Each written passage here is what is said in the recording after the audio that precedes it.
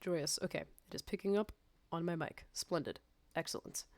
All right, and then is it recording this screen? It is recording this screen. Awesome. I know how OBS works. Joyous news. Okay, so welcome to lesson 1 of the Society of Concerned Reeves, also known as SoCR, tournament reeving course. We're going to be having 4 lessons over the course of the next couple of weeks. The next one is going to be 2 weeks from now, so I think that's on March 26th, also at 6 p.m. But in the first lesson, we're going to be covering the Reeving Basics. So starting from ground zero, just reviewing first the pages 6 through 8 of the ROP that discuss legal hit locations, what qualifies as a legal hit, and legal forms of contact. We're going to be going over different reeving styles, and then a couple of other things that are important to keep in mind as you're reeving, such as accounting for weather and other safety hazards that might be on fields, and de-escalating situations where fighters may get heated or insert other nonsense here. So first things first, if you are brand new to Amtgard, what is a reeve, you might ask? Well, have you ever watched a soccer game and you see those referees on the sidelines? That's basically a reeve.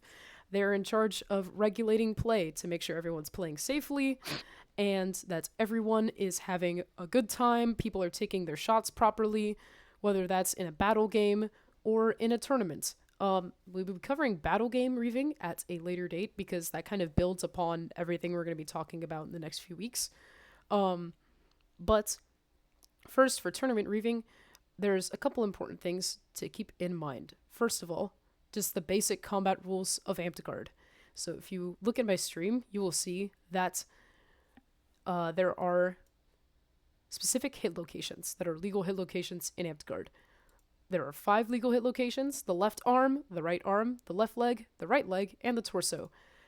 Your arm is counted as anything just below the outside point of the shoulder to the tips of your fingers. So if you look at this diagram, basically where your armpit is, or if you were, say, wearing a tank top, basically where your tank top, like the straps end, like on a muscle tank, that is where your shoulder is at. Past that would be your arm. Your arm also includes your hand, as long as it is not actively wielding a melee weapon, shield, or bow. Hits that hit a hand wielding a weapon that was just listed there, or a shield, counts as if they had hit the weapon, shield, or bow instead. So that one's pretty simple. For the leg is from just below the end of the buttocks in the back to the hip socket in the front, an imaginary line between them, down to the sides, including the foot. So basically, best way to explain it, if you're wearing a pair of tidy whities, that is your torso. And anything past that on your leg is your leg. Your foot only counts if it is in the air. A foot on ground is not wounded if it's struck below the ankle. So if you are wearing normal, like, ankle socks, anything that is below that ankle on your actual foot itself is ignored as long as it's on the floor. If you lift your foot and an archer shoots you in the foot while it's in the air, that counts as a leg shot. So that's important to keep in mind. And then the last section would be the torso. That's everything that's not an arm or a leg, including the groin, shoulders, and collarbones up to the vertical rise of the neck. So where your neck starts curving into where your neck and your head are, anything that's from that point of the neck up is not a legal hit. That is not part of your torso. But everything below that, so like where your collarbone is, anywhere on your chest or your back, your butt, unfortunately, like anywhere in the crotch area, that is a perfectly legal hit. There's a reason those are one-hit kills. And then other important things to keep in mind. Players may not be struck in the neck or the head. A strike to the head is invalid, does not count as a legal hit. Players may not block shots with their neck or head. And if you notice someone is intentionally head blocking, you can be a reeve, which you guys will all be training to be, can call them dead. So if you notice someone is intentionally moving their head in the way of a shot, so that way they don't get hit in the shoulder, you can say, "You are head blocking. I'm going to call you dead." So those are the legal hits locations. And just a couple other things on this page to review. A wounded arm may carry equipment, but it cannot wield equipment. The difference being, I can hold my sword, but I can't swing my sword. I can use it to hold a spell ball. I cannot use it to throw a spell ball. They added that recently, so people don't have to throw like their swords on the ground once they get wounded, because a lot of people didn't want to keep dropping their weapons across the battlefield. But you were not allowed to actively use it. And a wounded arm, and all of these hit locations, they are capable of receiving an additional wound. So if, let's say, a person who is hit on the leg is still standing and they've declared their posting, which we'll cover shortly, then if you hit them on the leg again, then they are dead. So Toast said, in cases of head blocking, what about people with large shields that rest their head on the shield themselves? So resting your head on the shield themselves, that's, like, to be honest, a lot of the time with large shields, that's kind of sometimes the only way you can see around your shield is putting it on top of your, you're putting your head on top of your shield. The distinction would be, is my head here because this is how I can see, or am I moving my head to cover my shoulder when someone goes to swing at me, or throwing my head back when I notice someone's throwing to my back, so I can catch it with my head instead of my back. That's the distinction with head blocking there. Simply resting it on top of your shield, because people do that oftentimes with medium shields too, where they'll be holding their dome or their punch or their strap shield, and they'll be resting their head on top of it. That's fine. It's more so the matter of intentionally moving your head to catch shots. That is not okay. So then, moving forward, if a player receives a leg wound, they have to decide if they're going to kneel or post on that leg. You could switch between kneeling or posting. As of this current rule set, SAPI 8.6.3, you can switch between it by announcing so.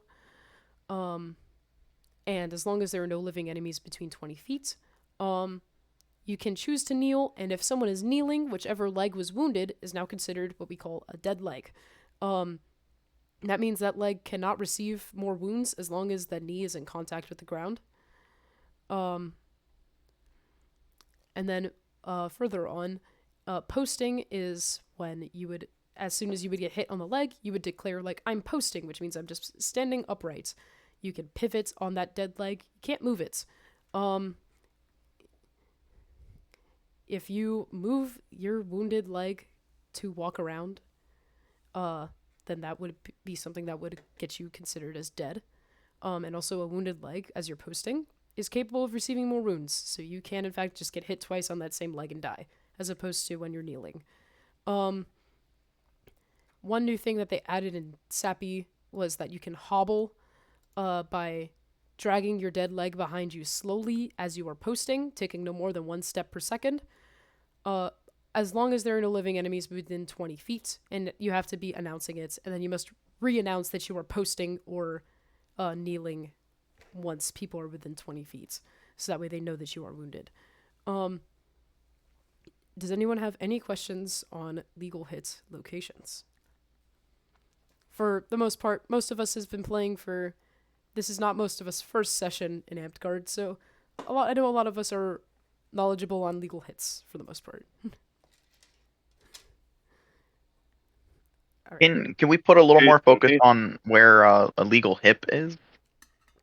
Yes, so for a legal hip, it is specified in the rules of play that for leg specifically, it ends where the end of the buttocks are in the back to the hip socket in the front. So where your pelvis is, one of the best ways that I was explained this to me, which also helps with differentiating shoulder, is if you have your hand on your hip and you move your leg, if you are feeling like a large amount of movement on your hand, then that is likely for most people still part of your leg, just because your hip bone isn't going to be moving. It's going to be everything else around it. Where your hip is at, you're going to feel that bone. And so that hip socket in the front, you'll feel like maybe light movement just from like, parts of your muscles contracting to move your leg, but it's not going to be as much as, let's say, if you have it on your thigh just below your hip. Same thing with your shoulder. If you have your hands on your shoulder where, let's say, a tank top would sit, and you're moving your arm, your shoulder's still going to move, but you're not going to feel as much movement as if you are literally holding onto your arm. So that's a good way to differentiate with hip. So keeping in mind that, like, the side of your butt. So if you get hit, like, on the side just above your thigh, where your thigh ends, that would be your hip. I feel like this would be easier to demonstrate if I had a bob, but I do not have a bob. But here, I will also zoom in on this. You can see the cutoff is pretty much where the top of the thigh is there. Yeah, I just wanted to bring that up because I feel like, one of the big things in the last few tournaments is a lot of people are having confusion on where the leg and where the hip is. So yeah, I just wanted to mention that and just bring that up as all. For sure. And yeah, Driggle, that is pretty much a good point. Anything that would be covered by standard underwear, that is like one of the good rules of thumb to go by. But I normally just describe it as like the standard tidy whities, where it's just the standard like cover, like the stuff that's covered by like a standard swimsuit or whatever. But yeah, hip. It's also important to remember that sometimes when you're reeving, people's hips might be in slightly different spots. And it might be a little bit harder to see while they're wearing garb.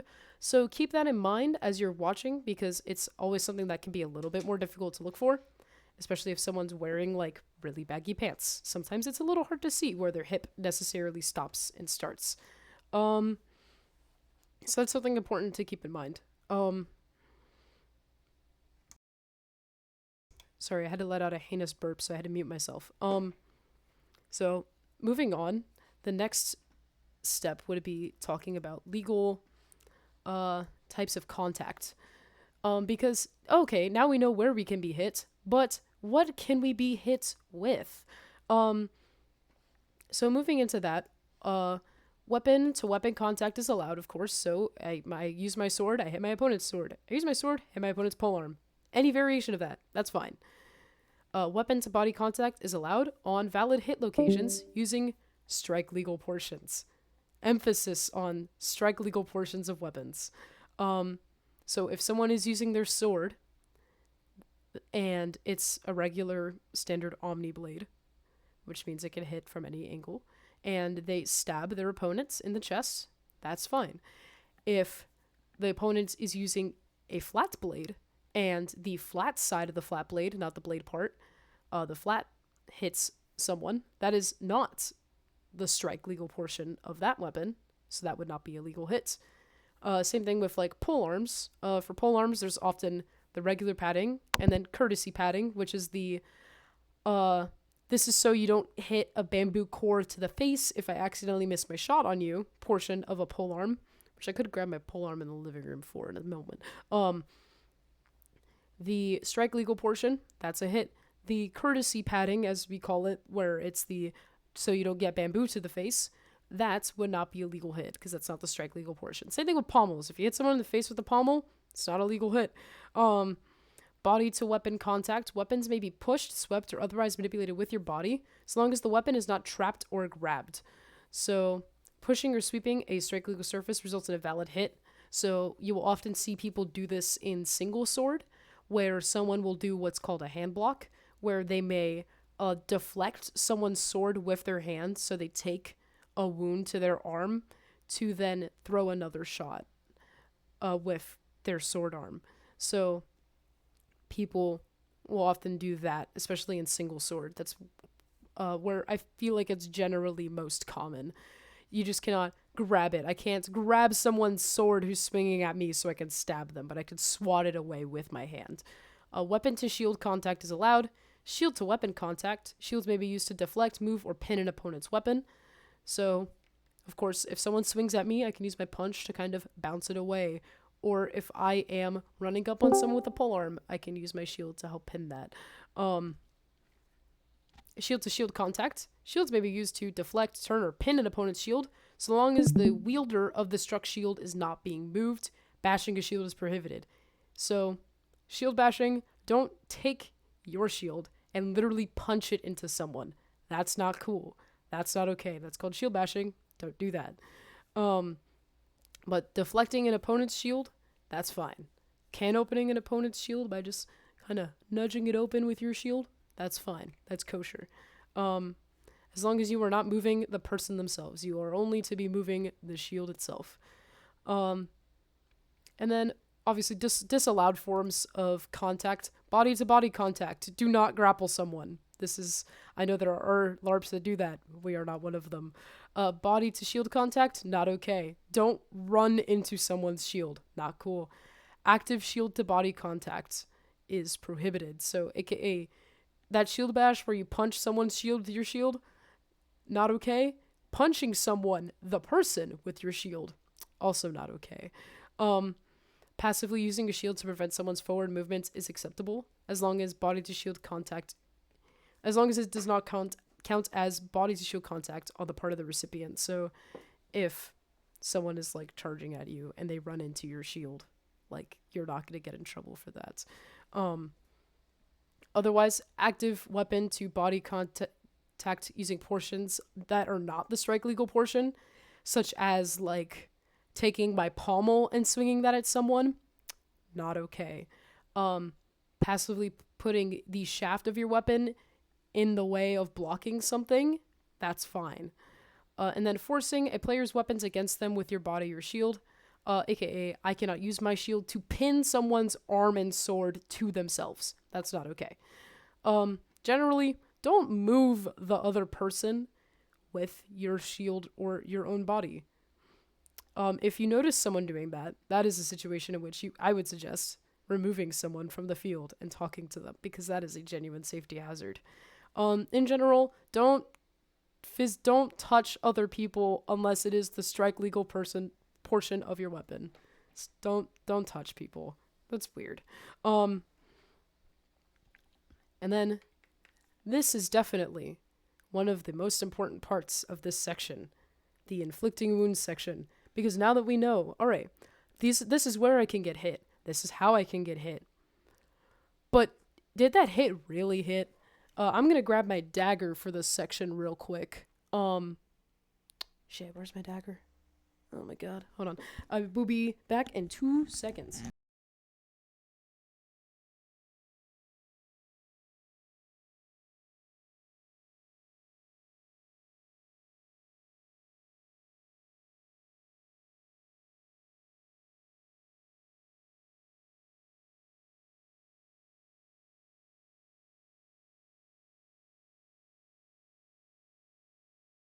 Can't find my dagger, but I found a sword, so that's the next best thing. Alright, so there are specific things that are required from the strike legal portion of a weapon to count as a shot. There are 2 different types of shots, generally. There's a slash, and there's a stab. A slash must be percussive, aka contact with an audible pop, and stop on or deflect off the victim. So, for demonstration. Hello everyone, I am here. If I take my sword, and I don't know if this is gonna pick up on my mic actually, so let me fix my, let me turn off my noise cancellation so I can make sure you guys will actually hear the pop, because Discord noise cancellation's too good. Alright, so, if I take my sword, and I hit my arm, and you hear that pop, which I think picked up on my mic. Yes, maybe so. Confirmation from the chat. It did. All right. It sounded. Sweet. It did. Remarkable. Okay, so if I hit someone with a slash and it is percussive, and it bounces off of me, that's a legal hit. Or, alternatively, if I hit them and it stops on the person, but you still get that audible pop, that's also a valid slash. Similarly, a stab must strike with the tip of the weapon and stop on or deflect off the victim. So if I am stabbing someone and my stab lands here, that's cool. If you're stabbing someone, it's not going to make an audible pop because there's no bouncing happening. But there will still maybe be like a little thud. It's not going to be as loud. You're probably not going to hear it. But you will notice the fact that my sword has stopped inside of a person's chest. Or my stab went to their shoulder and then slid off here. As long as it makes that stop and keeps going, that's chill. That's kosher. That's cool. That's a stab right there. Now, types of invalid shots, which is another thing. Grazes. So a slash that is neither percussive nor stops or deflects. So if I go to swing at someone and it's just kind of a and it just slides off of them, that's not a hit. Sure, I touched their arm, but I did not do it with any sufficient like force or anything. Because to get an audible pop, you don't have to swing hard, but you can't just slide it on someone like a butter knife. Draw cuts would be a stab which fails to strike with the tip. So they would slide against a victim instead of impacting cleanly. So if my stab went through me, like just kind of slid next to me, which is similar to a graze, that means that is not a valid stab. And the last thing would be pushes. So contacts that are pushed into or slid against a victim after the initial motion was completely blocked. So like, let's say I have a shield right here and someone swings at me and it hits my shield. It just kind of slides and doesn't hit anything. There's no percussive sound. There is no stopping or bouncing off of me. That would not be a valid hit.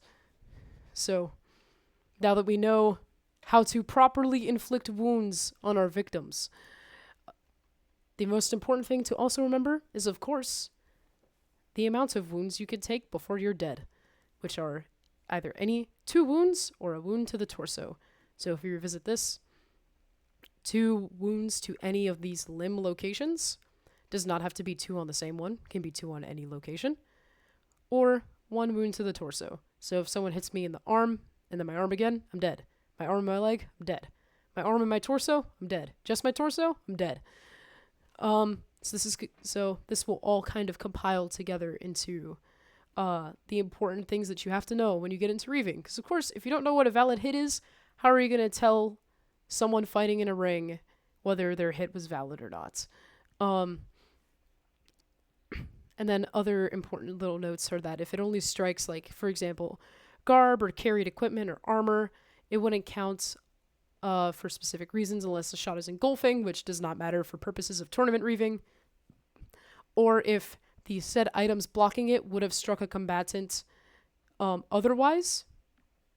So, for example, if let's say I have like an accessory pouch on my leg and someone hits that pouch, I can't say, oh, that hit my pouch, not my leg, because it would have hit my leg if the pouch wasn't there. So that would be a common occurrence sometimes when people carry like a lot of bags on their person, on their belts and stuff.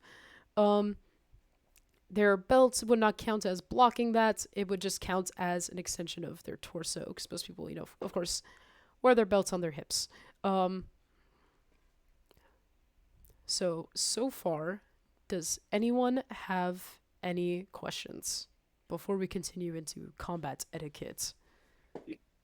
I do, but Drago also had one before me, so I'll let them ask theirs first. What's up, Drago?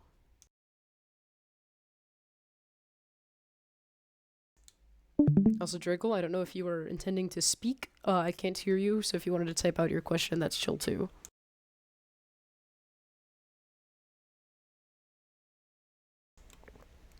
Alright, I'm gonna think Drago maybe... Oh, he's glowing. It looks like he's typing it. Maybe. I will assume he's typing it. Cam, do you want to go ahead and... Or Kit, do you want to go ahead and ask your question? Yes. So this... Okay. I saw this when I was at Darkwater, but an individual who's in a tournament, right, especially with the shield ones, if they drop the shield and the shield itself blocks a hit that would have otherwise gone through, how would you deal with that? So, if let's say if the individual is like they are no longer holding the shield, is what is the example? Right. So like the arm that they were holding the shield got hit. So then they decided to drop the shield for their dead arm, but like in dropping it, it blocked another hit that would have hit them. I'm sorry, I feel like I'm not No, that articulating that this makes well. sense. So they got hits on, like, let's say their left arm. Their left arm goes to drop their shield. The shield is just in the air. It blocks another shot. Yes, yes. Okay. I mean, in that specific case, per the ROP, um, it says strikes to unwielded equipment are treated as having struck that equipment as well as whatever would have made contact with if that equipment weren't there. Um, Keep in mind though, the equipment isn't wielded in that case. If you like, we're saying that like it's something that drops. no, So like, if I'm using a punch and you hit the bottom part of my arm and I drop my punch, and the second percussive strike hits the shield, not like if it's a strap, hit shield, try to drop, hit shield again. That's different. They're two different situations.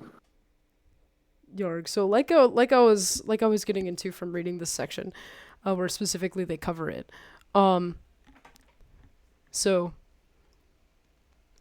there I know there's another section where they specifically like mention this too, and I'm trying to remember exactly which part it is in. But for that equipment specifically, if it's kind of like a question of, in that if you're looking at it, if that shot would have connected with a person's body, then there could be argument for it. But since they're actively dropping that weapon, like that wouldn't really, I would not see that being counted as a legal hit. If it's like if it's like the person is like tossing their shield at the person swinging at them and blocking a hit, then that would be a different story. But if they are just tossing their shield away, then cruel, yes. Do you mind if I jump in here, Leo? Yes, of course. My fellow soccer instructor. Krewl'Sol, former KGMR. I've only been in the game for 2 years, but I think I spent more time reeving than I did fighting in tournaments. Ditto. Reading in tournaments and fighting in them. So, agree with Leo, correct. If I'm dropping that shield is in midair. It's in between me and my hand. And sorry, I've obviously lost my voice. But if that sword hits the shield, but does not continue to hit my body, you've done nothing. If you throw an ice ball at me, I will launch my shield at your ice ball, just to prevent your ice ball from hitting me. That is a legitimate counter. And in a tournament, that's not questionable. If it looks like the shield is being thrown at the other player, then no, you're out. But if you're dropping the shield down and that sword stopped at the shield and did not continue going, it wasn't really a shot because you stopped at the shield that's in midair. And they weren't intentionally trying to block your shot.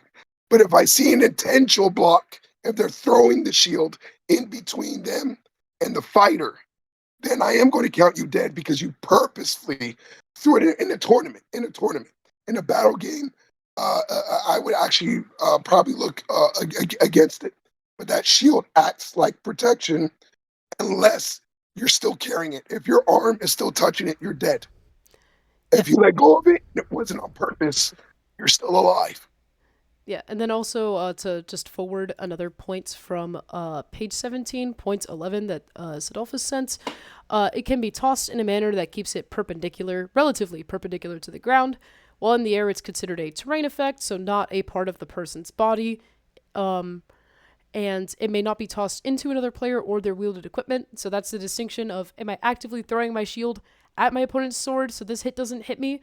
Or am I just tossing my shield to the ground so that way it is out of the way and I'm dropping it from being wielded? So that's the important distinction there. Also, if someone chooses when they take their wound that they don't want to drop their shield, but rather they want to hold it behind them, that shield then becomes a part of their arm. So any equipment that is being wielded by a wounded arm is considered an extension of that limb. So if I am holding my shield behind my back and my opponent just happens to tap that shield, even though I'm wielding it with a dead arm, I'm like, oh, well, that's would have hit my back now, because if that shield weren't there, that would have hit and also counts as your arm now. So that's an important thing to keep in mind. And then Drakel, I know you had a question and now your mic is working. Smile. Yep. You guys can hear me now, right? Yes. Okay. So this came up at local parts, and I've seen it in a couple of tourneys. A person throws a shot, they miss. While their sword is still extended, you go to throw another shot, but your arm comes in contact with their sword.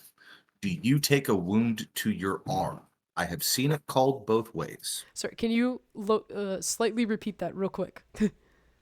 Okay. So I after throw a someone shot- throws their shot, you bump into it, right? The shot whiffed, but the sword is still there. You go to throw a new shot, it grazes your arm. Do you take a wound? So I guess Do you one, hit the the distinction sound? is, one is this shot that you would take, is it a graze? Is it a legal shot? Does it have the / requirements for it being percussive and stopping auto deflecting off of you? If it does meet those / requirements, then like that would be a legal hit. But also we would have to keep in mind, like for specifically contact, like it's body to weapon contact. So like in this situation, you're saying like they went for a shot, missed, their sword is still out, so it's like it's still like kind of in motion, and then you hit their No, sword, but you're throwing a shot. It wasn't the exact scenario that made the player angry. They threw a shot against me while I was wielding a shield, and the shot got stopped on my shield. I then reached over and threw a shot into their armpit. Their sword was not in motion, but my arm grazed it.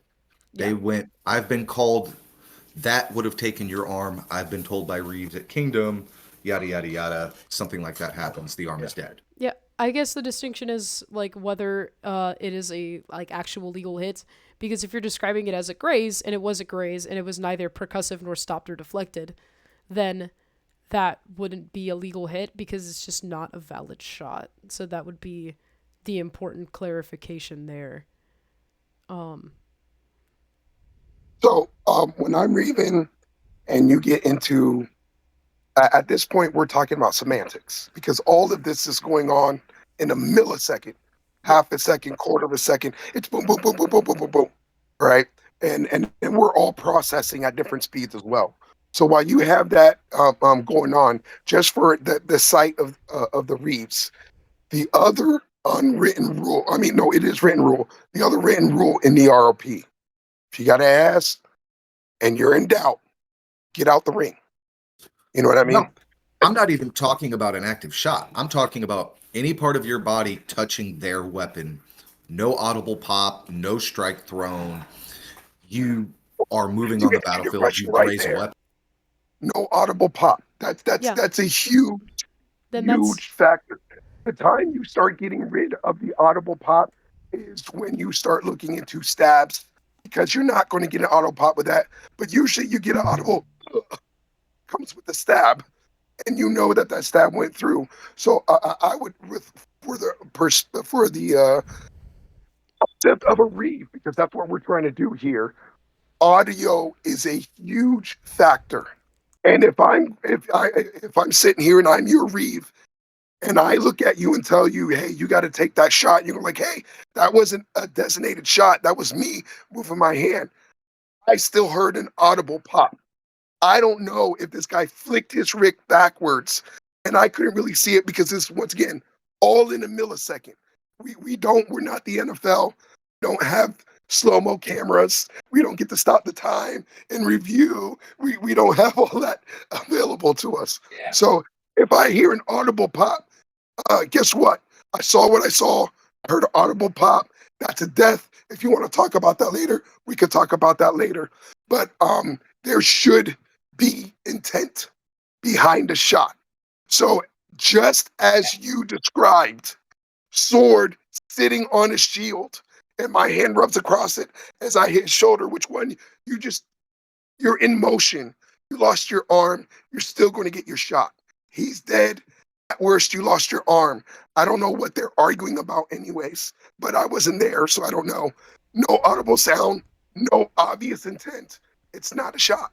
Yeah, that's why I was mentioning the most important part is like that clarification of if it's a valid shot in the first place.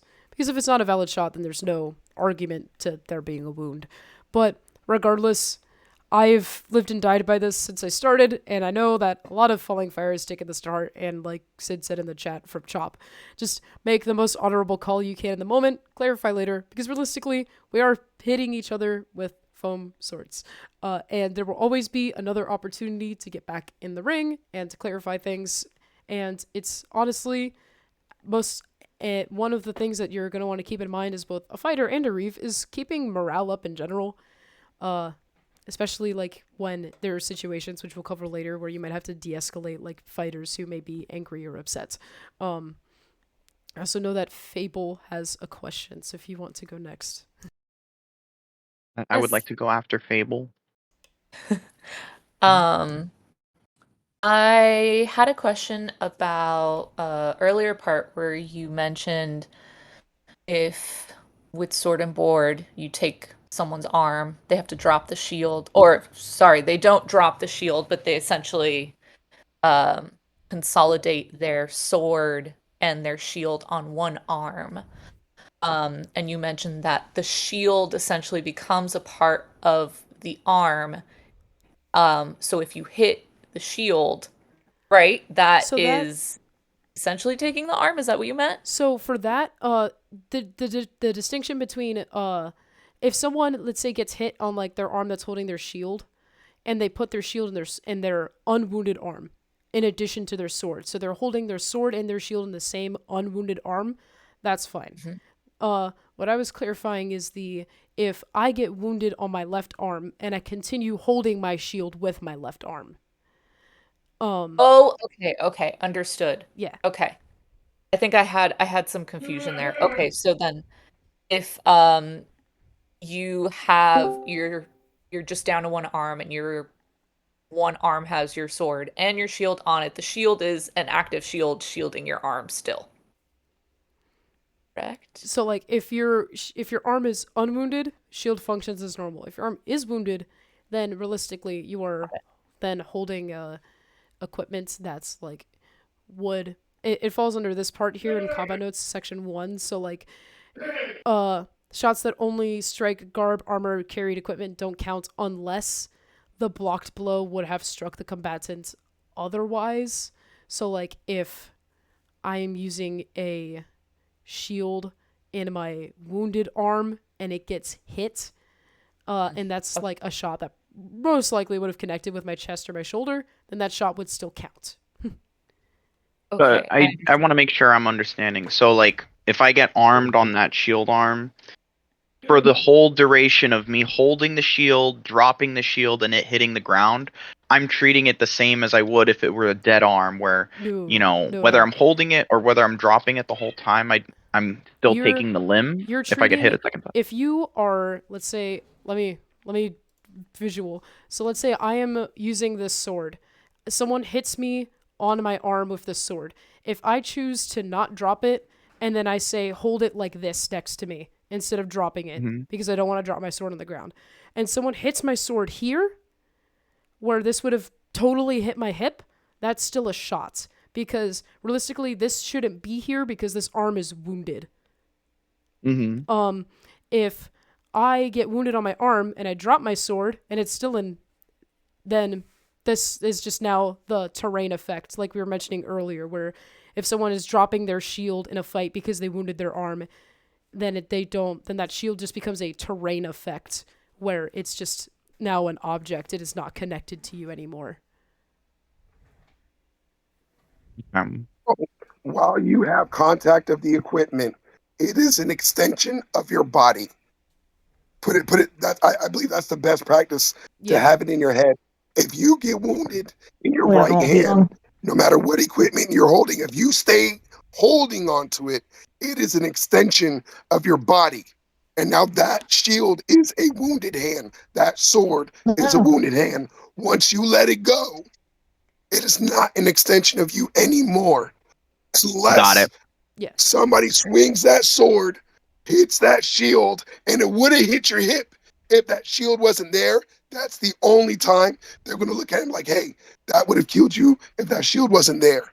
But if they hit the shield and pull back, nothing happened. They just hit an object, and we're still fighting. Keep going.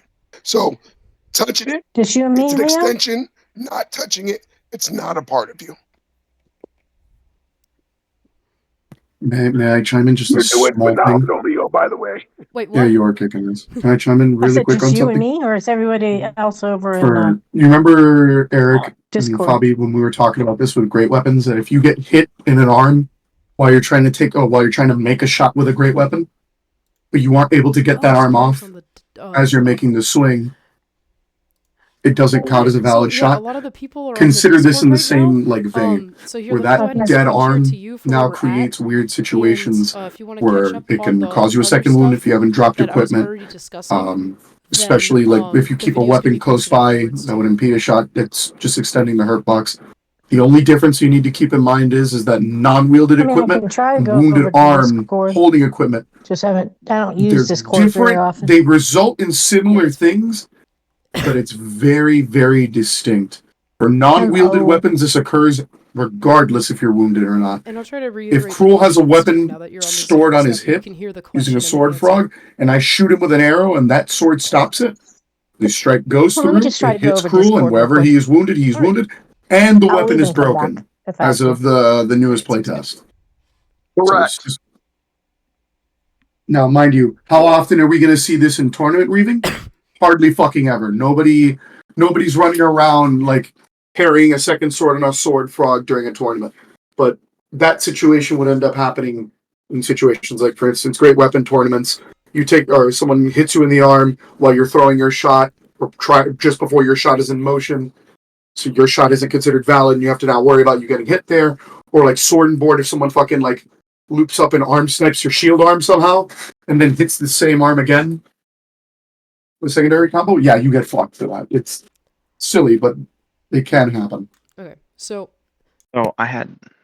yes, Rook. Yeah, sorry. Before we continue, Yep. I had two more things I want to bring up, and then you can continue. Slay. One is something I have seen brought up at Spring War during the jugging tournament. I haven't seen it really be an issue outside of that, but I did want to mention that when we're talking about weapon to shield contact, and we're talking about what's it called?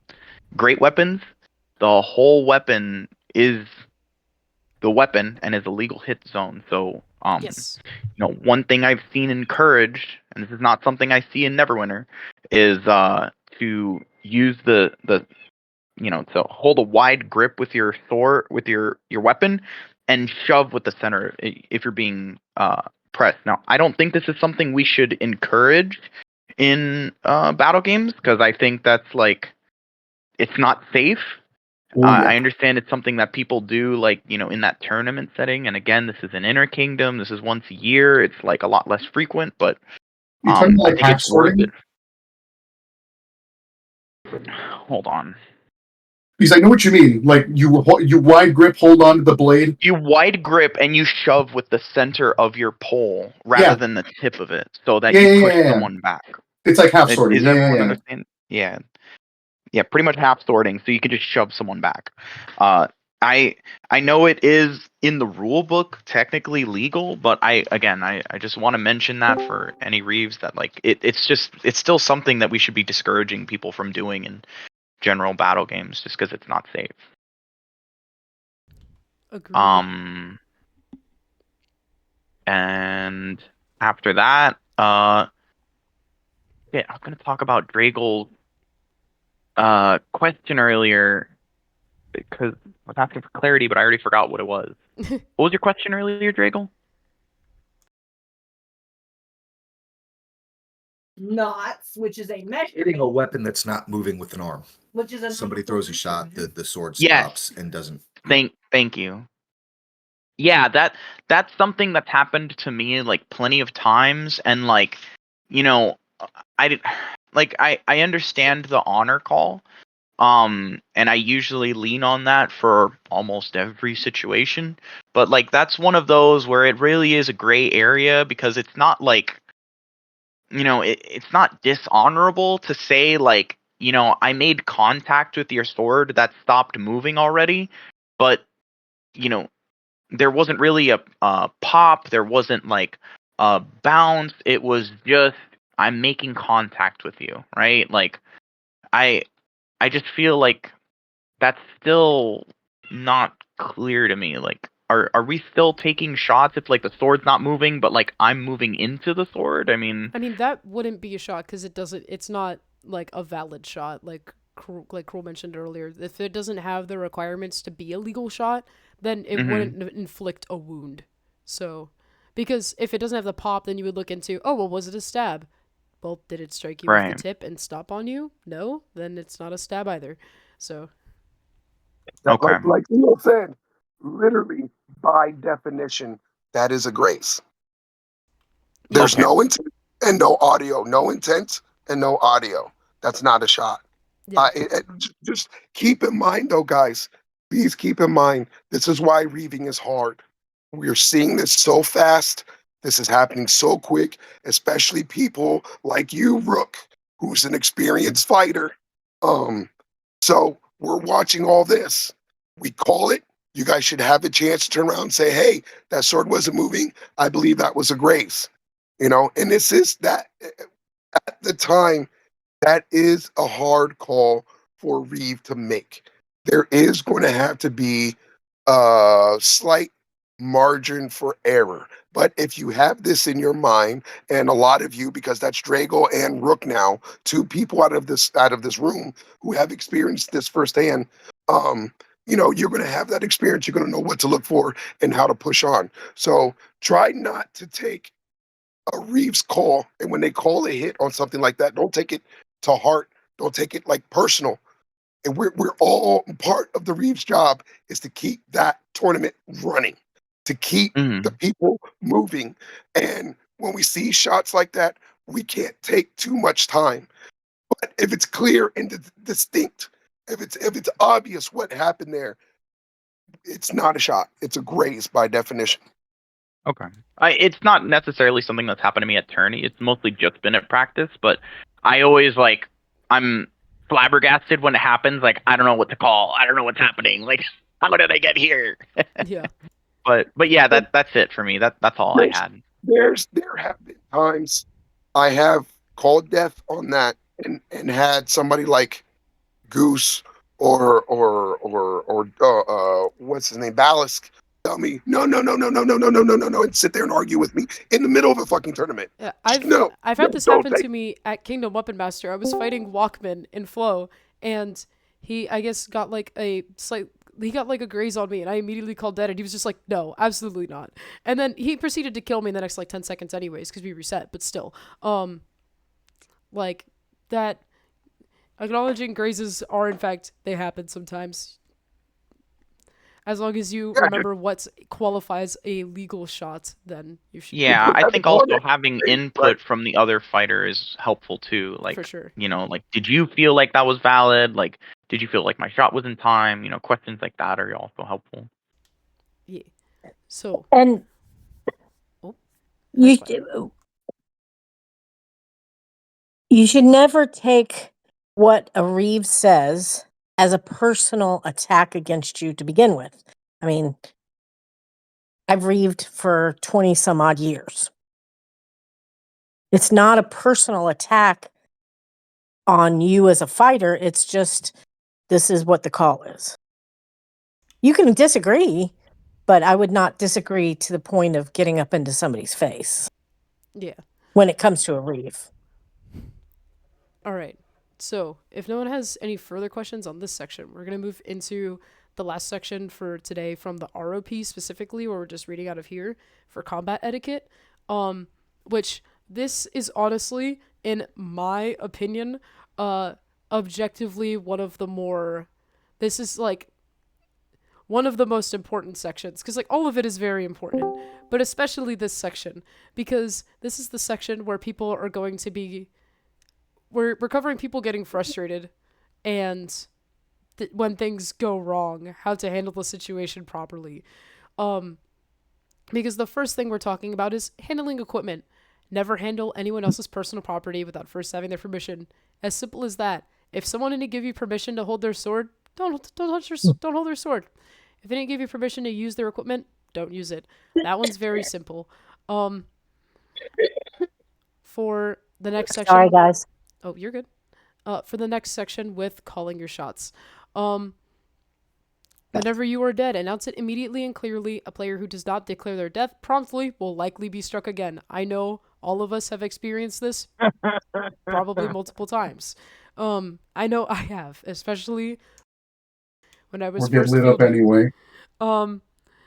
But regardless, so make sure you're clearly announcing that you're dead, and then communicate early and often with your opponents. If you made a close block or you feel your opponent's shot was invalid, communicate it immediately. So like what Rook said of, like, let's say you bump into your opponent's sword. Like, do you feel like that was a valid shot? Did you feel like the percussiveness or the bounce back on that shot? Because talking these things out and communicating I feel like that was a graze. You also agree that was a graze? Cool. No one's going to be mad when you guys both agree on what happened. If you're unsure your opponent's shot was good enough, it was. Only shots which are clearly invalid should be treated as such. If you have to think about it, take it. That's kind of the general rule of thumb of, I don't know if that hit me hard enough, but if you have to think about it so hard where you're justifying, I'm pretty sure I'm fine, but I'm thinking about it too much, it's probably better to just err on the side of caution and honor and take that shot. Because also realistically, there will be another chance for you to fight that person again, for you to jump back into the fight. We don't die forever. We die for 30 seconds. So just keep that in mind. Unless you know something is blatantly not a valid shot, don't treat it as an invalid shot. If your opponent hits you with a shot you think is late, ask them if they think it's in time. If they think it was in time or unsure, take the shot. This is in the ROP, so it is perfectly fair to ask, do you think your shot was in motion? If they say yes, then go, all right. If the Reeve is saying, that shot was in motion, you're dead, then, if you think that you should dispute it afterwards, that's an after the fight thing, and after the tournament's over thing. But just remember, communication is key. When you're dead, immediately move yourself the minimum distance necessary to avoid interfering with ongoing combat. And visually indicate you're dead by placing your hand or weapon on or above your head. In battle games, this is a lot more important because of the fact of, oh my gosh, I got hit. I'm in the crowd of 20 people. I'm going to put my head above my head, yell, my hand above my head, yell that I'm dead, and run the other way. In tournaments, thankfully, it's a lot easier. You just kind of yell dead and walk out of a ring. So it's very clear where your line of safety is. Obviously take the clearest route possible. Don't walk through another active ring to get back in line. Walk around, back to the line. It will not change anything if you take the 2-second longer path around the ring rather than through it. And then also, if asked, you must promptly declare your current wounded status, which does not occur as often in tournaments because of the fact of, if I'm posting in a battlefield and someone walks up to me, I would let them know that I'm posting. If I'm fighting someone in a tournament and they hit my leg and I yell posting, they already know that I am posting. They're not going to walk away for 2 minutes and come back and be like, are you wounded again?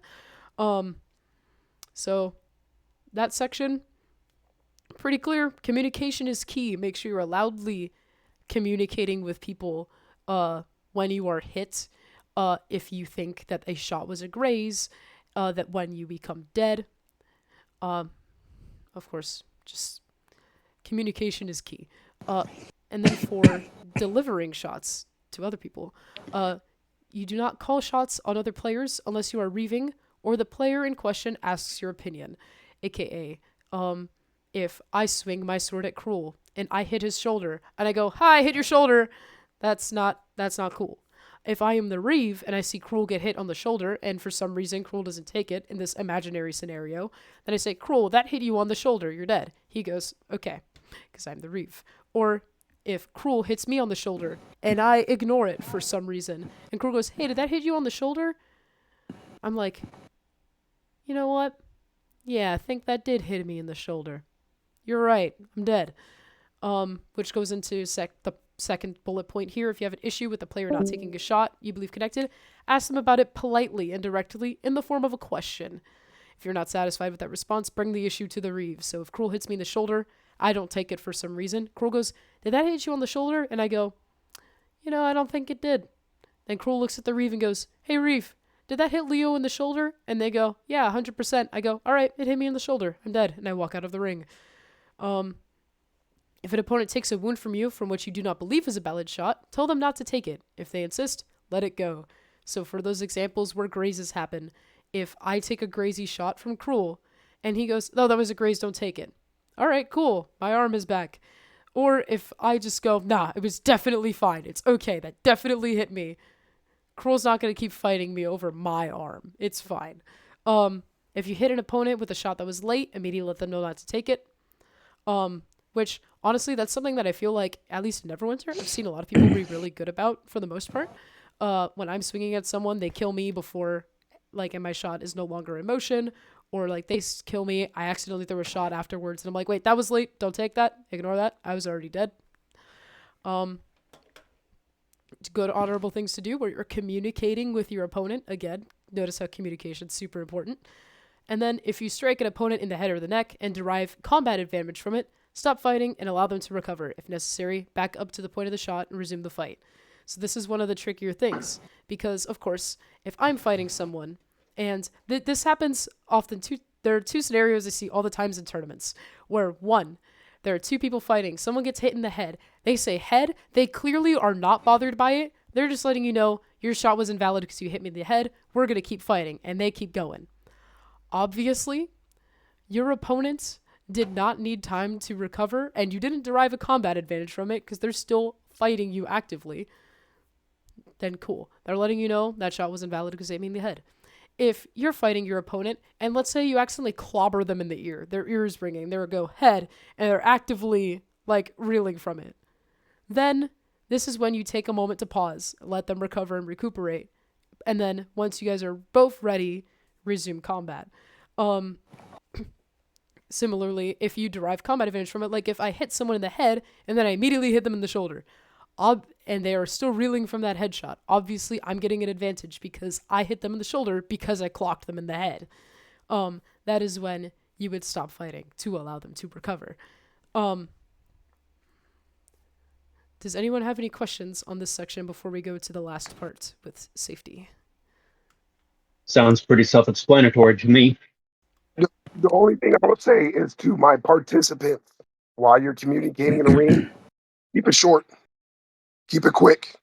You don't want to hold up for too long because the Reeves will kick you out.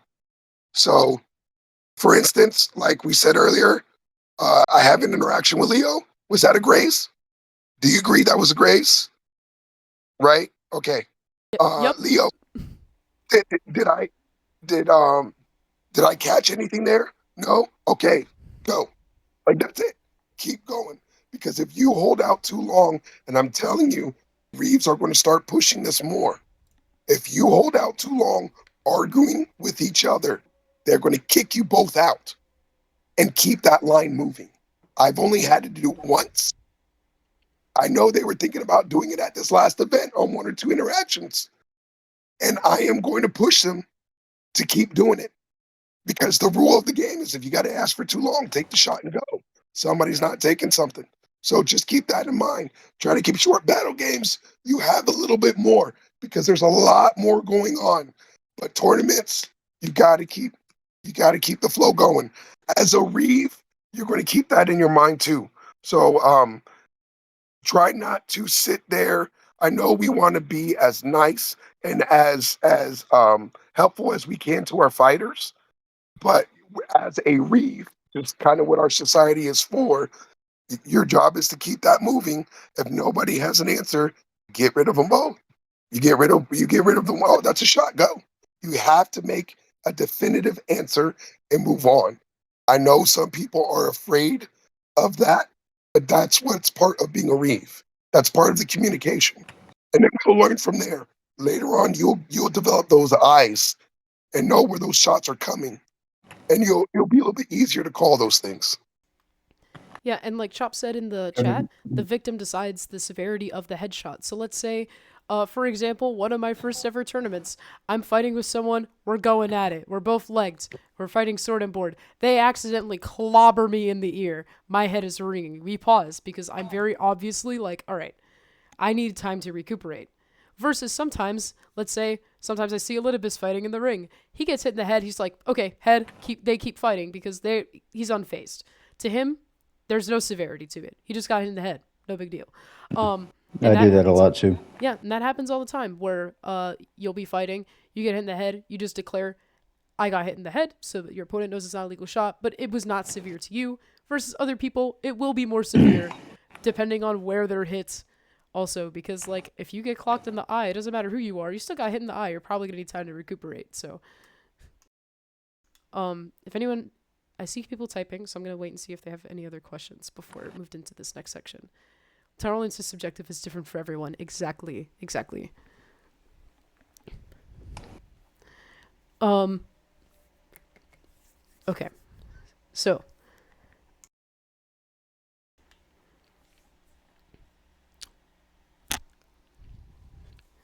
For this next section is the safety section, which objectively, that is what Reeves are here for. We're making sure combat is fun and safe for everyone. This is objectively the thing that comes above all else, is making sure everyone is being safe. The first rule, if you become upset or angry, go take a break. Come back when you're ready to continue. It happens all the time, where you might be fighting in a battle game or a tournament, and you get frustrated. You might not get frustrated at someone, but sometimes you're just mad because maybe you're not performing how you want to, and you are getting angry. At the point at which you're getting upset and angry, you are no longer safe on field to yourself and other people. Because, like Nini mentioned earlier, where someone's swinging with, let's say, like a very hateful, spicy little weapon that just hurts so bad for no reason, but is still legal, but boy does it hurt. And people are getting hate mad. stick. Yeah, they're swinging with their hate stick. And people are getting frustrated. That's when you start pulling people aside and you're like, hey, you need to take a breather. That person who's swinging to the fences with their hate stick, it's like, hey, come over here. You are being upset, angry, aggressive. You need to go take a break. Either that or you're not allowed to continue because you are being unsafe to yourself and people around you. If you believe a weapon on the field is unsafe or being used in an unsafe manner, then immediately address it politely with the wielder.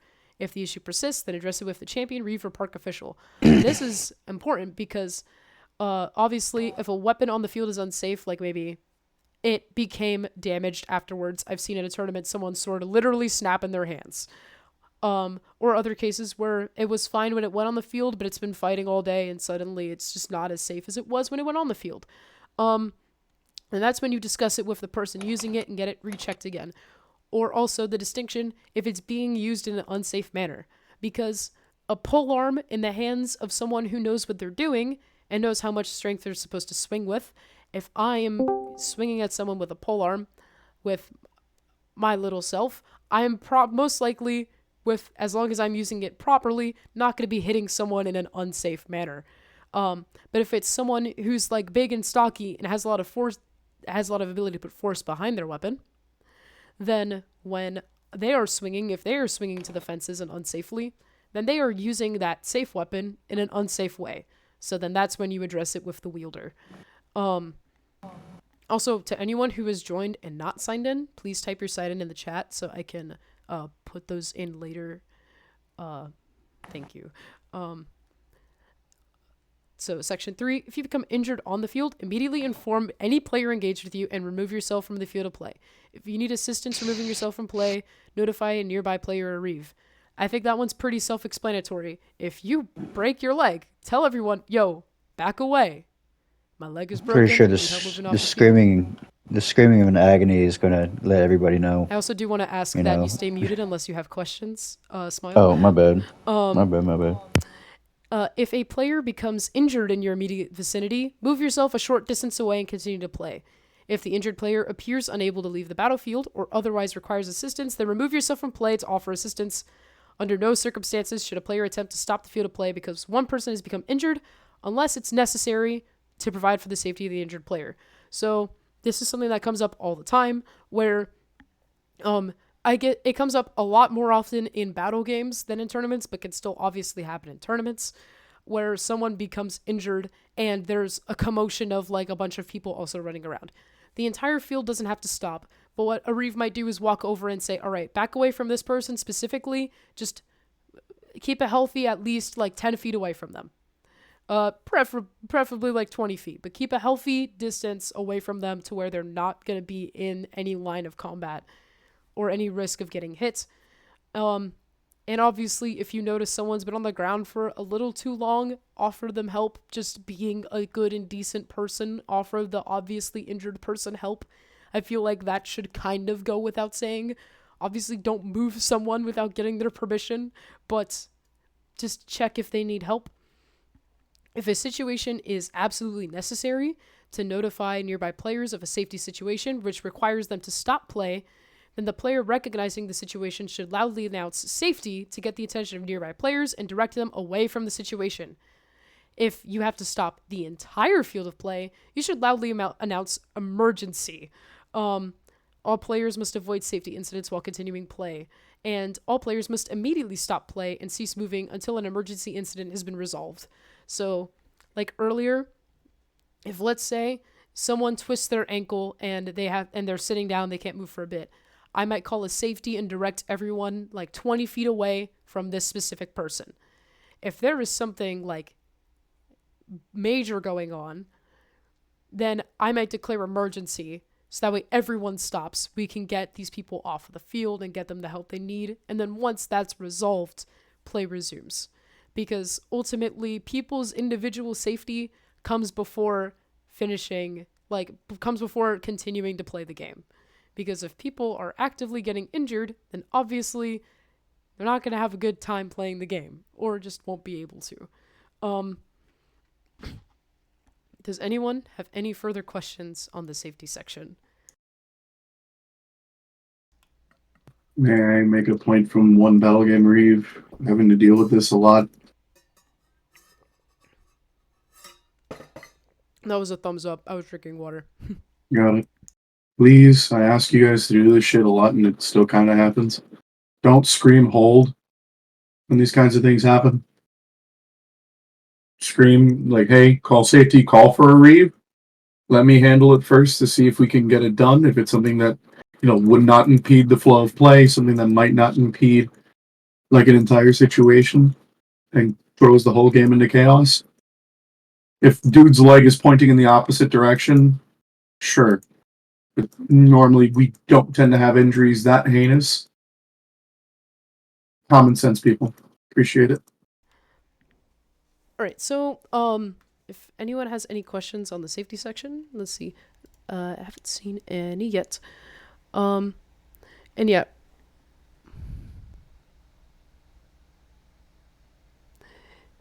Yeah, also using the term hold, like, specifically, that's not outlined in the safety section for the rules of play. Realistically, all we should be yelling is safety or emergency, because, like Ducky said, sometimes people will say that when they're, like, saying, oh, hold the line.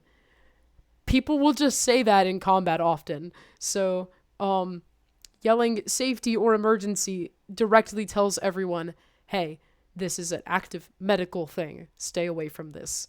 So that's an important distinction there. And if no one has further questions here, then we're going to move into the next stuff, which is going to be straying away from the ROP and going into different reeving styles. Which I see Krewl'Sol typing, but I don't think he has a question. I think he's just making a comment. That is correct. All right, Slay. All right, so for this next section, we're going to talk about reeving styles, which generally there's like 4 types of reeving styles. There's passive reeving, light active reeving, and mixed reeving. Why is Zoom giving me a pop? You know what? No one's in the Zoom meeting. I'm just going to close it. It's fine. Yeah, that's okay. I don't. Also, I didn't know Zoom meetings had a timer now. Did have a Which timer. that's stupid, might I add. Anyways, but reeving styles. So passive reeving. So we're gonna go over the pros and cons of each of them. And Zoom Premium, that's stupid. We're gonna go over the pros and cons of each of them. Which some of them I will say have drastically more cons than others. And so we're gonna go ahead and get into that. So there's passive, light active, active reeving, and mixed reeving. So passive reeving, which in my opinion is the definite the one with the most cons. Passive reeving would be like only pointing out missed shots and calls when prompted with a question by a fighter. So for example, if Krewl and I are having that interaction where Krewl hits me in the shoulder, I don't take it. Krewl says, "Did that hit you in the shoulder?" I say no. Krewl looks at the Reeve and he goes, "Hey Reeve, did that hit Leo in the shoulder?" He goes, "Oh, absolutely. That hit Leo in the shoulder." That would be passive reeving. Did not step in until prompted by a fighter. The only pro with passive reeving, I guess you could argue, would be if you are doing maybe if you're working on something where you're working on shot recognition and you want fighters to you're doing like a workshop where you want fighters to start talking out things themselves before a Reeve steps in. Cool. That's kind of the only situation in which passive reeving is more positive, because realistically, in most forms of reeving, you're going to want to be in all forms of reeving, you're going to want to call out the blatant stuff. So when Krewl absolutely clocks me in the shoulder and it's clear as day, you should be calling that out. The other versions of the other styles of reeving will fluctuate between like when you start actively calling things for people.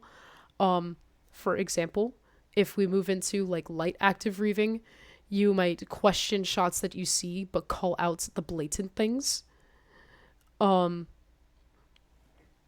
So like if I don't know if everyone's reading the chat, but if we look at what Chop says, also because that way the OBS stream picks up on this, Reeves don't always have the best vision on shots, and there are times when things look like they hit, but from a different angle, a more clear picture is available. So sometimes, like for a Reeve, if I'm looking at an angle and I can't really see a shot, I might not call it right away until maybe a fighter is prompting it. But with the like more going into like a light active reeving style, you might question shots that you see that seem blatant and call them out. So if I see clear as day from my angle, like Krewl absolutely like clocks someone in the arm, and I see it very blatant, I hear that pop, I see the deflection, and I call it, then that would be the calling the blatant stuff. But then if there's things where it's like, I might question this, but I don't have the clarity from the angle I'm at, that's an important thing. Because obviously you can't see everything from your one set of eyes. And like Chop is saying, clarity of day is also angle specific. Something that looks clear as day may not be from another angle, which is why oftentimes in lines, when you might be in line at a tournament, if you see something and you're like, that is so obvious that that hit that person, the Reeve who is sitting at a different angle might just genuinely not have the vision to see that from where they are and how bodies and shields work. So just that's always something to keep in mind. And then you would fluctuate into also active reeving, which would be making calls on pretty much any shots you see. So even if it's something where I am lightly questioning it, I might immediately prompt it with a question of, "Oh, did that hit you on the arm there?" for the fighter to reply. And then mixed reeving would be fluctuating between the three styles as you need to throughout a tournament, which objectively should be something that as a Reeve should be your goal to have the bandwidth to do. Because sometimes not every fight needs to have a hyperactive Reeve. Like light active, in my opinion, should be closer to the default setting where you're calling out the blatant stuff, and if you have questions about certain shots, you might like flag a player and be like, okay, I noticed some questionable things from this player, and let the other Reeves know and be aware. And then if it keeps being a pattern, switch to active reeving for certain players. But being able to fluctuate between the three is really important because sometimes there's some fights where you really don't have to comment on what they're doing. And to give just a bold, like a blatant example, like sometimes when people like Goose and Bolt are fighting each other at Falling Fire, they're gonna talk it out. There's really at no point where one of them where they're not going to be actively communicating with each other about every shot that's happening, because that's just the way that they fight with each other. To where for them, you might be a little more passive because realistically they're probably talking it out anyways and they know what's going on. But being more of a mixed / active reeve can be really important in scenarios where you're obviously not seeing fighters such as like two warlords fighting each other. And if anyone has any questions about reeving styles, because also if you want to give more input on this, because I know you have a lot of good inputs on different reeving styles, smile.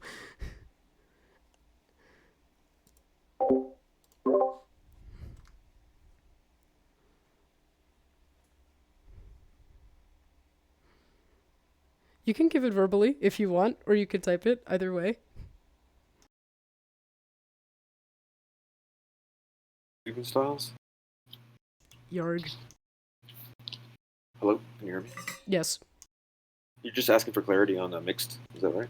No, I just mean like if you want to also add anything, like if I missed anything.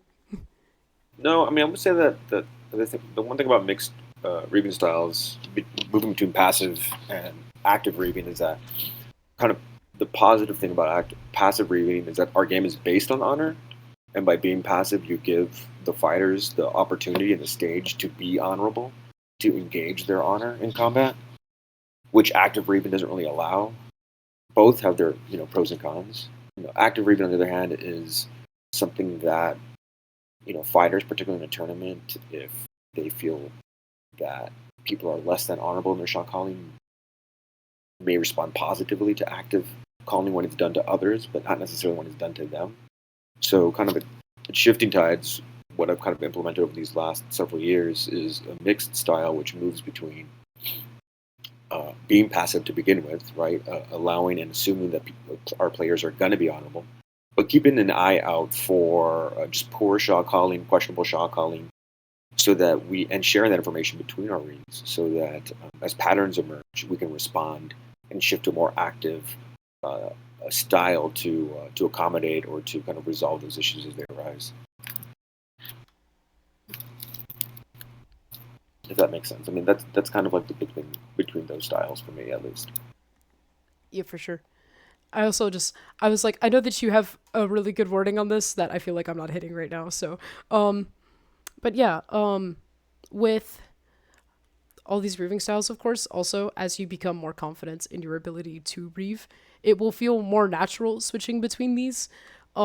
Another important thing to do, which we're going to dive a lot into in lesson 4, where we're talking about tournament structures, is making sure all your reeves are on the same page before a tournament. So for, let's say, if we know like maybe XYZ person has issues with shot recognition, or hey, these players are new, so you might have to keep an extra eye on them, XYZ. Making sure all your reeves are on the same page going into the tournament with how we're going to be reeving. Like, okay, we're going to be doing a mixed style of reeving. So like starting out passive, and as like Chop said, as patterns emerge, communicating with the other reeves and letting them know. That's something that's very important to do, whether you're reeving a tournament or a battle game or a ditch, like no matter what you're reeving.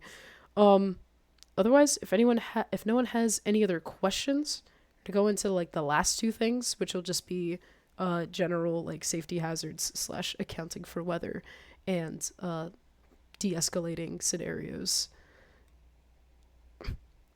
I'm gonna take the crickets emerging from the chats as a good sign.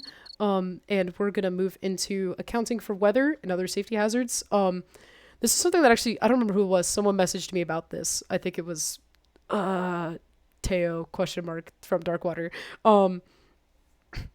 Just to bring it up, and I was like, you know what? You're so right about that, because we live in Florida, and Florida's super hot all the time. So accounting for weather in terms of making sure that your fields and tournaments are maybe set up in the most friendly spot possible. Like if you have the ability to set it up in a shady area, set it up in a shady area. If you're checking your rings beforehand, making sure that there's no like giant branches, giant rocks in the ring. Like at Falling Fire, we always do a comb through of the rings beforehand to make sure there's nothing like hazardous, making sure there's no like big roots in the way. Like if we're not going to set up right next to a tree on top of a big root, have a giant tripping hazard in the middle of the ring. Keeping those things in mind as you're setting that up. Also for battle games, like if there's something like a big stump or like a random hole because you're fighting near a bridge and there's like a random divot there. Marking that maybe with cones, just making sure people are aware, like, hey, this is a terrain hazard. I can't get rid of this hole in the ground. Keep this in mind. Don't go near it. And in general, when you're accounting for weather, making sure you have like waters nearby, which I know at pretty much all of our weapon masters, we have like water jugs nearby. And like we've been doing recently at some events, like having cooling towels, because those things help so much. There's a lot of small and cheap things that we can do to keep everyone safe, make sure no one's overheating on the field. Because also, when you're feeling really bad because of the weather and you're getting heat exhaustion, you're not going to be fighting the way you want to, and you're just gonna feel like shit. So, just keeping that in mind. I think that section's pretty straightforward, so I'm gonna go ahead and slide into de-escalating. So this is always something that's a little bit more tricky, which is something that has to do a lot with the safety section, especially this little section of, if you're upset or angry, go take a break, come back when you're ready to continue. Because sometimes there are times where fighters may be in the ring, and they get angry and upset, but they, in their brains, do not have the capacity to say, you know what, I need to calm down and take a break. Sometimes it's a reeve, you have to say, hey buddy, you need to calm down and take a break. Which, thankfully, in certain tournament settings, it's a lot easier to do that because you say, hey, step out of the ring, hop out of line, get some water, take a breather, hop back in line when you have calmed down and relaxed. If it is too drastic, if it's a big scenario where rather than just someone being like kind of huffy and storming out of the ring, if it's like actively bad, maybe you might pull them out of the tournament and just pull them out of the tournament. Because ultimately creating a hostile environment around the fighting culture is the exact opposites of what we are aiming to do. So if someone is actively being hostile towards other fighters and creating that negative environment, as a reeve, you have the right and also kind of the obligation to remove them from combat. Because if someone's that angry, they're not going to be swinging safely on other people. That's going to translate into the way that they're fighting.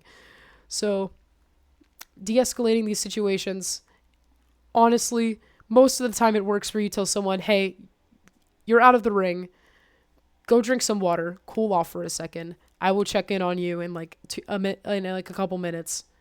You can hop back in the ring. Happens a lot in battle games too, where someone will get upset over a call or shots not getting taken, XYZ other thing. Realistically, it's something you have to keep an eye out for. Thankfully, a lot of the time when people are angry, it's a little bit easy to find them because they're really loud. So they kind of point themselves out sometimes, but it's important to keep an eye out for, because sometimes the tension might build up over the course of a 30-minute Iron Man, and then you notice someone swinging really hard when they weren't swinging that hard at the beginning of the Iron Man. And obviously, it's not because they're physically tired that they're swinging harder, it's because they're frustrated. So that's when you would take them and be like, hey, I need you to cool down on swinging so hard. Let them know, give them a warning. Then if you need to, remove them from the ring for a bit. If you need to, then escalate it further. Remove them from the tournament, have them simmer down. I don't know if anyone has any questions on that section.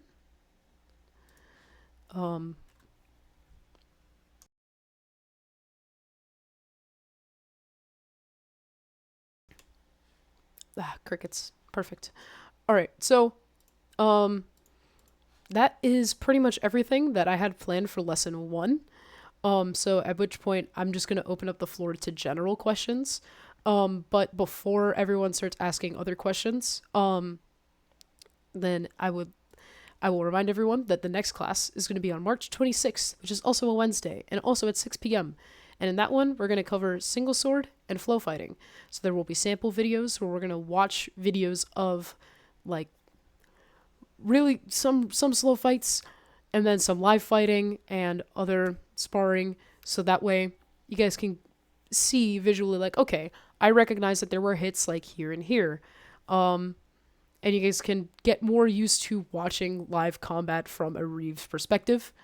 And then 2 weeks after that, on April 9th, we are going to be having the sword and board and great weapon version of that, which is the exact same, but with sword and board and great weapon. And then the last one for this first tournament Reeving series will be April 23rd, which thankfully is right before mid-rain, and where we will discuss tournament organization and structure, where you're going to talk about how you would organize a tournament, how you organize and pick out your Reeves, and just the general steps to running like a tournament, whether it's a local tournament like a small Ironman, a bracketed tournament, or a major kingdom level tournament like a Weapon Master or a Crown tournament. Yeah, all those will also be over Discord and Zoom. Maybe not Zoom, because no one showed up to the Zoom. Everyone's on Discord, so maybe. But does anyone have any questions? For future, I think we have access to the Kingdom Zoom account, so we have Zoom Premium. You know, that would have been really cool to know beforehand. But yeah, all right, cool. We have Zoom Premium as a kingdom. I did not know that. Yeah. Our BOD meetings are held, aren't they? I don't know. Correct. Thank you, Laura. I just show up to them sometimes. I don't know. I just work here. I just work here. And then also, this is not gonna be the last thing that SoCR does, which I gotta say, props to Chop for the names. He came up with like 8 different names, and the hardest thing was picking the name because they were all so good. But we're gonna continuously have like classes and help new Reeves. That is the goal, to help Reeves feel prepared and also just foster good recognition for Reeves for doing good job. So I also plan to, after this is done, have a battle gaming course, which will be probably sometime between mid-rain and Koro. So yes. But yeah, if no one has any questions, I'm going to stop the recording, and also make sure you guys signed in the general chat, so I can either put those in myself or forward them to the hardest working man in Neverwinter, Higgear himself. And yeah, that is all. All right, that's all.